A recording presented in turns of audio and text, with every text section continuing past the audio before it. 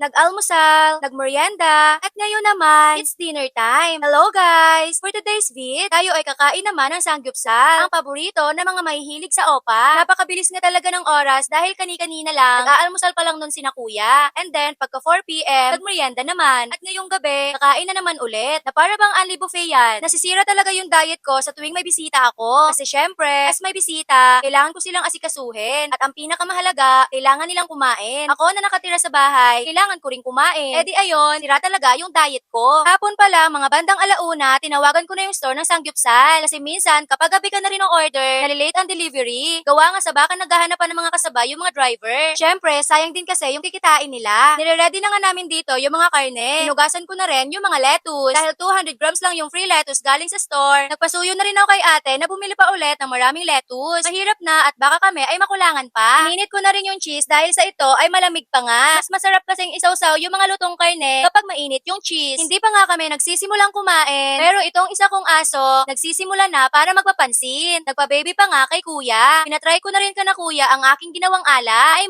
Ang tinimpla kong alak. Sa tuwing may session kasi kami ni na ate dito sa bahay, ako talaga yung taga-timpla ng alak namin. Halata talagang manginginom ng pamilya dahil ako talaga yung taga-timpla. Habang kami ay busy-busy sa pagkain, etong anak naman ni ate, busy-busy naman sa kanyang panonood. Sa hinaba-haba ng panahon, sa wakas, nakapag-banding rin kami ni na kuya. Nagpapasalamat talaga kami ni na ate dahil nagkaroon ng time si na kuya na makapag-visit sa amin. At dahil nga sa malayo rin talaga ang Bulacan at nagmahal pa ang pamasahe, kaya mahirap din talagang bumiyahe. Medyo bitin man yung oras ang banding namin, pero sulit din talaga kasi ang dami nilang kwento about sa pamilya, sa politika, kung ano-ano pang kwentong pwede nilang ikwento. Basta ako, nakikinig lang habang kumakain na parang kambing.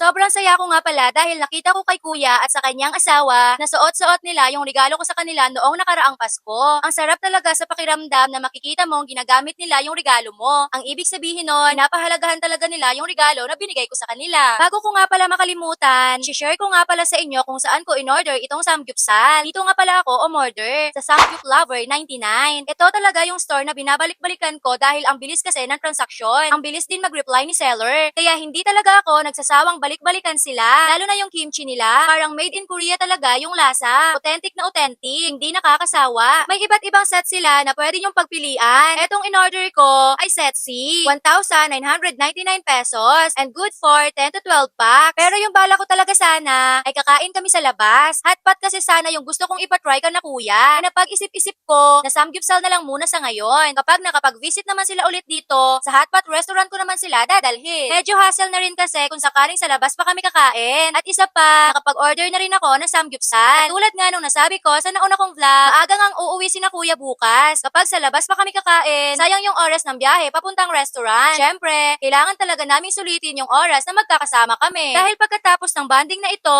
matatagalan at ilang buwan na naman ulit ang lilipas bago makapag-banding ulit. Nabusog na nga ang lahat. It's time for pahinga. At mamaya naman, kain na naman ulit. Walang sasayangin, kailangang ubusin. So yun lang, thank you for watching. For more updates, don't forget to follow. Bye-bye! Mwah!